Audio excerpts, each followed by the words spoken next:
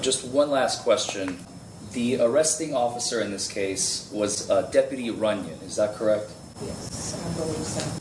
Have any charges been filed by the Commonwealth against Deputy Runyon? No. Assault charges or anything like that? No. Okay. Welcome back. Yesterday I showed you all the arrest that took place in December 2022 in Boyd County, Kentucky. Link in the top right corner of your screen.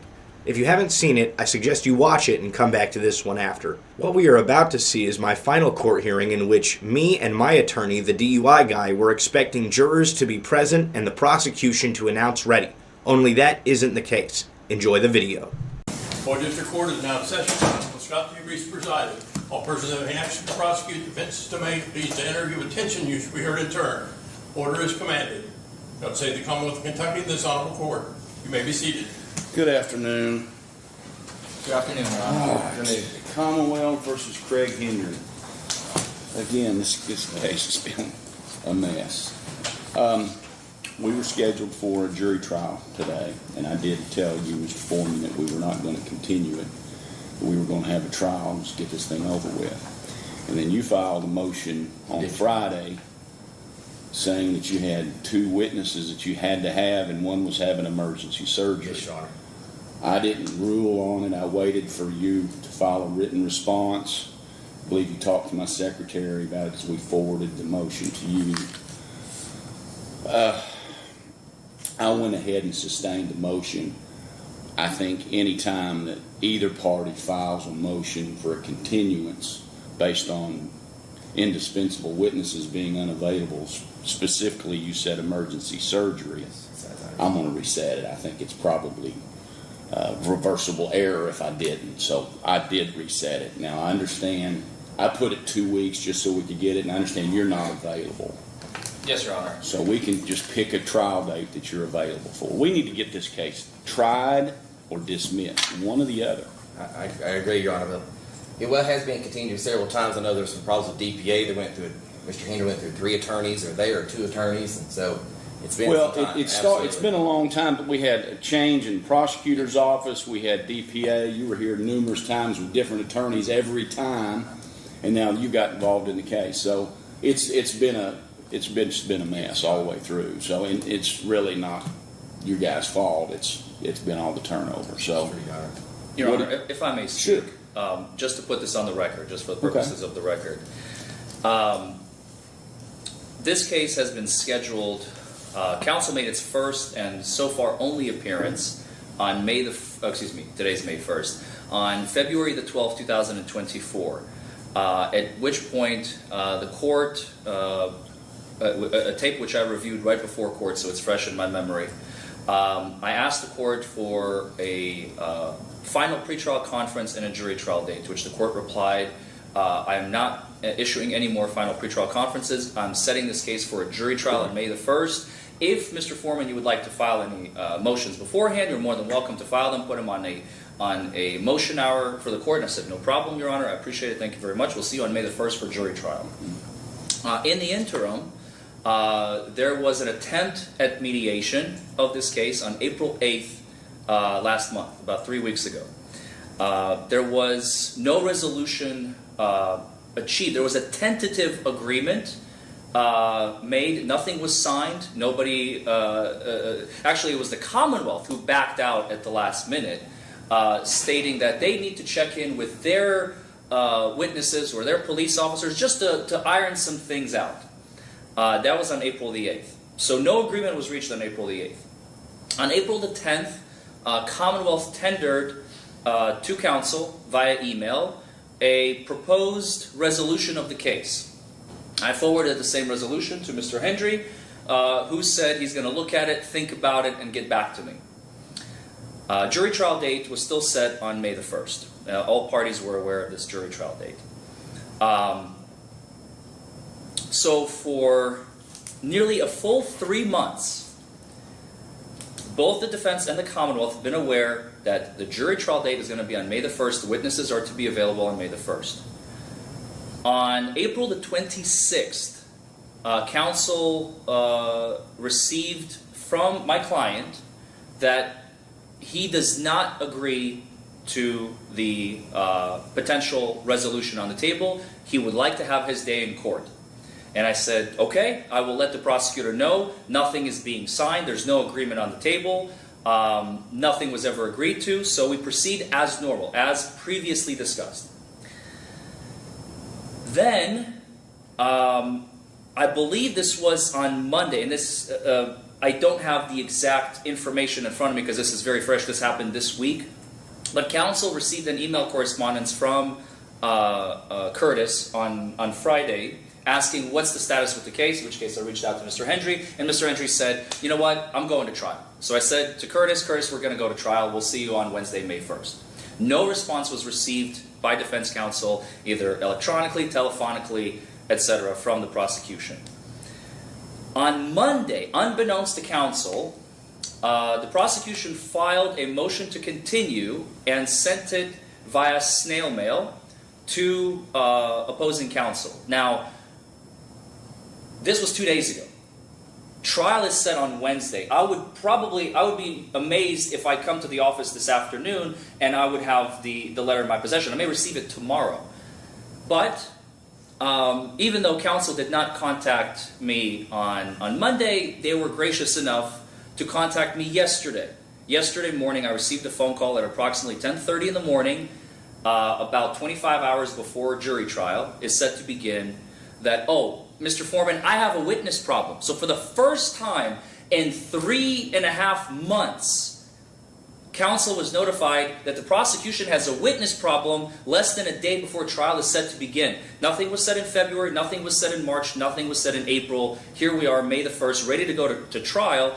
And Mr. Hendry has made special preparations. He has potential witnesses who have come from Washington, D.C. He himself has driven 5.5 hours yesterday. He got 2 hotel rooms, and he had to make preparations so that he can be in court on time at 1 p.m. on Wednesday, May the 1st.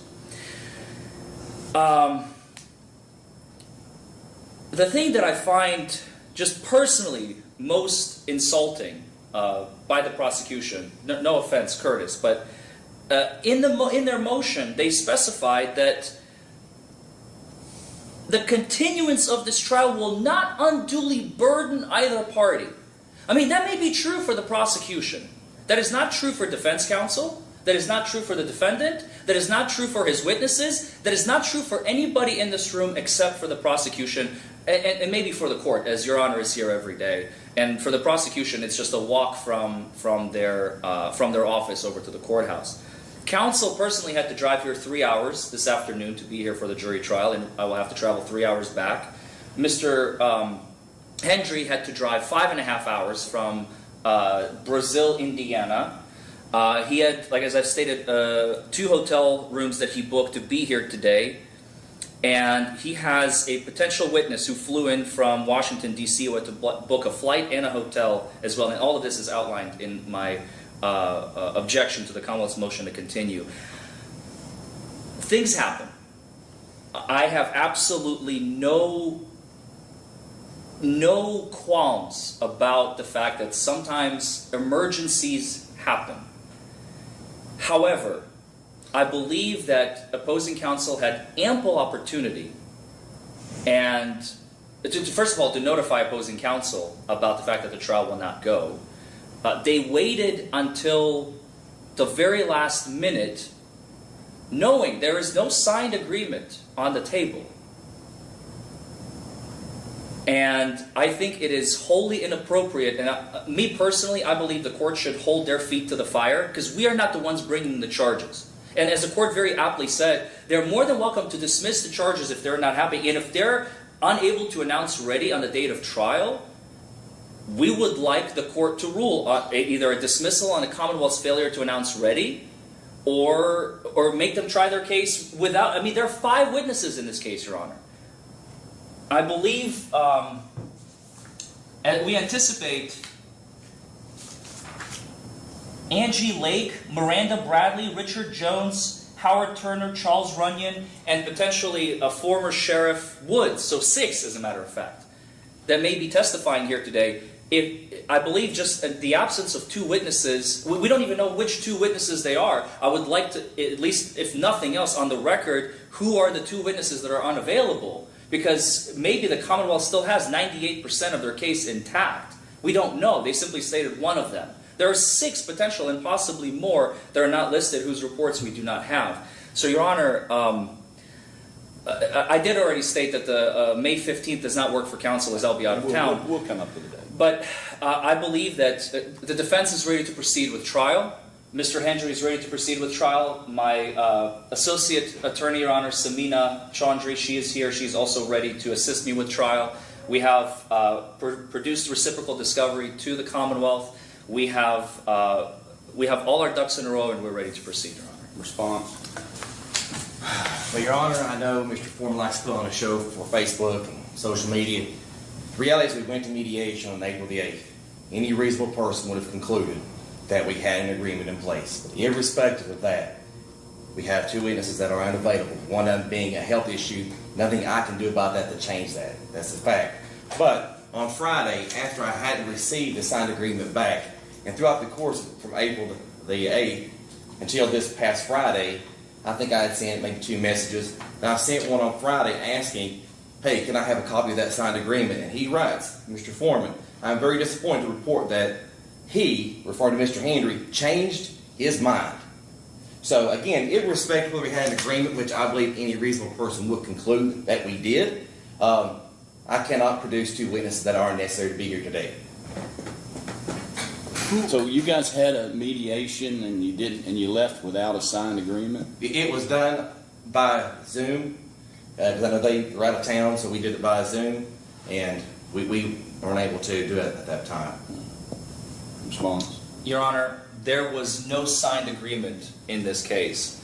There was a potential avenue that we were exploring on how to resolve this case, and the Commonwealth, not the defense, not Mr. Hendry. As a matter of fact, there was maybe even a point where Mr. Hendry could have potentially gotten it resolved on the 8th. I don't know. I'm not Mr. Hendry. But what I can say with specificity is that it was Mr. Dotson who asked at the end, at the conclusion of mediation, said, Mr. Foreman, I need some additional time to figure things out. And it was left at that. So when you left mediation, you thought you had an agreement, but you didn't have a signed agreement. That's correct? What was offered? What was the recommendation from the mediator? We were going to do a diversion agreement, Your Honor. Diversion with a plea, without a plea? It was without a plea, but we were doing a diversion for 1 year, and one condition is to commit no other crimes in Boyd County, Kentucky. So a diversion without a plea, basically a continuance for a year, and if he gets no other arrests, then you dismiss. Yes, that was our plan, Your Honor. And what did you say about that? I mean, it's basically a continuance, and they're going to dismiss it. Isn't that what I'm hearing? Yes, Your Honor. And Your Honor, my client wants his day in court. Okay, and he's entitled to that. But, I mean, a dismissal is a dismissal. Is that what you want? You don't want to continue it for, and you say a year? Yes, Your Honor. Can't we do it for 6 months? If that would be okay with this court? I'm fine with it. I'm just trying to resolve this. This case has been going, this is a big misdemeanor, guys. We either need to try it or cut it loose. So, do you want a couple minutes to talk to your attorney? Or do you want me to give you a new trial date? And if we do a new trial date, we're going to have a trial. I don't care what witnesses are not available. And Your Honor, just for the record, what are the 2 witnesses that are unavailable, if you don't mind? Your Honor, I know one of them's health issues. If you want to approach... He's just asking their name. The names. It's Angela Lake and Mr. Runyon. Runyon. Okay. Lake and Runyon. And if you don't mind my asking again, I know it's personal, and we can go up to the bench, so it's, not in front of everybody, but which one is with the health issue, if you don't mind my asking? I don't think that's relevant. Your Honor, I think it's highly relevant, because if it's Lake... I mean, we're talking about health issues. I think those are personal. Yeah. I think those are personal. The only reason I'm asking, Your Honor, is, again, I'm not trying to disparage opposing counsel in any way. It is simply frustrating for both myself and my client that all preparations were made for this case. I share your frustration, so... I understand. I'm with I'm you. just I'm just stating that we're ready to go to trial, and we feel that my client should be entitled to go to trial today. Do you want a couple minutes? Please, Your Honor. Okay. But if, Your Honor, if you're okay with 6 months, we would be more than I happy. mean, I'm just throwing it out there. If you went to a mediator, what did they recommend? Diversion without a plea for 1 year? Yeah, And I'm yes, willing to accept 6 months if that's what you want to do. Or we'll give you a jury trial. So, you want me to step off, or you guys want to go We'll back take to the conference room. Okay. Your Honor. Thank you.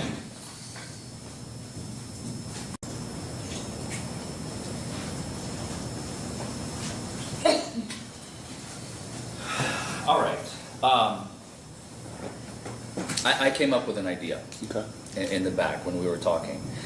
Your Honor, the only reason my client has declined diversion in the first place, it seems like the Hail Mary of all Hail Marys in any criminal case. Your Honor knows this. It's the penultimate result for any defendant. Why is Mr. Hendry personally so reluctant, so outside the norm as we might think? As myself as a criminal defense attorney, anytime I brought a diversion agreement to my clients, they will jump with glee and joy. The case is over.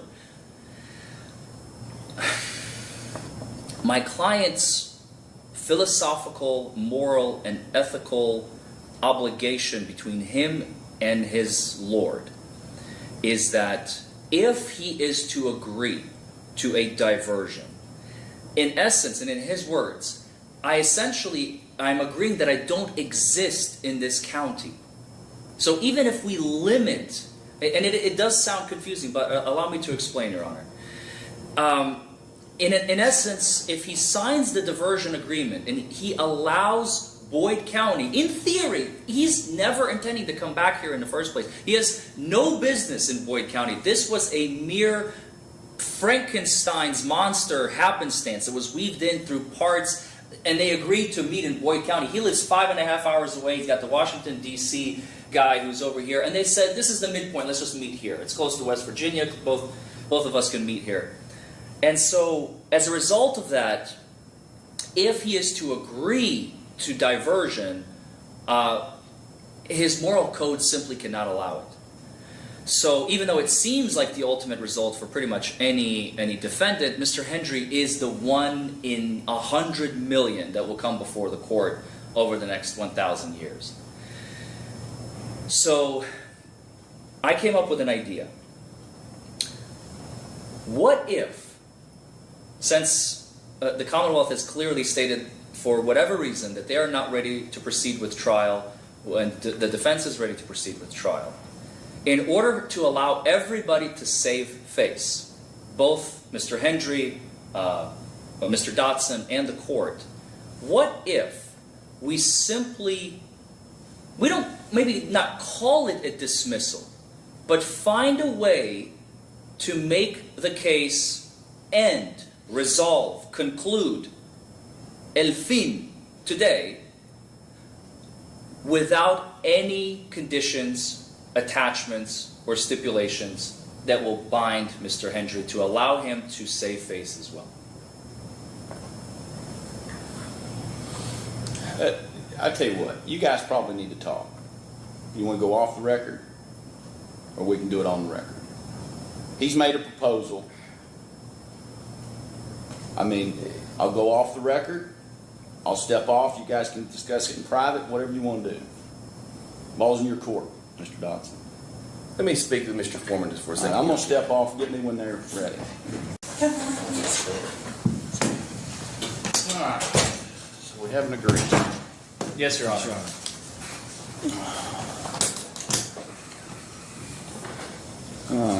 You can have a seat. Oh, I was going to have him stand. Okay, well, whatever you want, but I'm okay. All right, thank you. The defendant herein and the attorney for the Commonwealth being in agreement and having affixed their signatures hereto, and the court being otherwise advised herein, enter in a pretrial diversion agreement. It's hereby ordered and adjudged as follows. The defendant, Craig Hendry, is charged with disorderly conduct and criminal trespass third degree. The defendant, upon entering this agreement, will resolve this case. The period of diversion shall be 180 days. No terms or conditions apply. Jury trial set for 1st day of May shall be removed from the court's docket. At the completion, the defendant shall be deemed fully discharged and all charges against him will be dismissed with prejudice. Is that the party's agreement? Yes, Your Honor. Yes, Your Honor. Yes, Your Honor. Signed by Mr. Dotson, signed by Mr. Henry, and signed by Mr. Foreman, Mr. Henry's counsel. So we need a 6-month review date. November 1st. Let's go, November 1st is a Saturday. So let's go on you want it on Monday or Wednesday? What's more convenient for you guys? I'm sorry, November 1st is a Friday, Your Honor. On 2000. I'm looking at 2025. Oh, that's because December is a Sunday. Yeah, I'm looking at 2000. I've got 3 or 4 years of calendars up I there. understand completely. All right, so November. Are you wanting him to be here for the diversion review? No, Your Honor, he doesn't need to be. So you guys don't need to be here? That's correct. I'll call, here's what I normally do on diversions. I'll call the case, the Commonwealth will say he's in compliant, I'll dismiss as diverter. Are you okay with that? Yes, Your Honor. Are you okay with that? Yes, Your Honor. All right, so we just need a diversion review, and you don't have to worry about being here. Let's go November, I'm not on the November the 1st date, so let's go, it'll be a little bit earlier, okay? Because I'm on October 21st through the 25th. You okay with that? Yes, Your Honor. So it basically will be a little bit shorter than 180 days. So let's go, October the 21st is going to be the review Yes, Your Honor. at 1 p.m. I'll sign the agreement. I'll tell you what, just give him a copy of that. He doesn't need this. All right, anything else? No, Your Honor. No, Your Honor. All right, safe travels. Thank you, Your Honor. Thank you, Your Honor. That's all we have. Maybe we Yes, sir. And Your Honor, I'm not sure if I introduced co-counsel, my associate. You mentioned her name at Yeah. the first. But How we are didn't you? really have a chance Nice to. to meet you. We don't come around these parts very often. You guys out of Louisville? Yes, sir.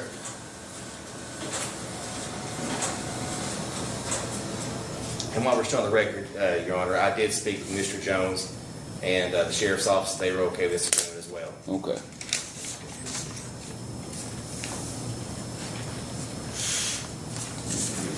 What day did I say? October the 23rd.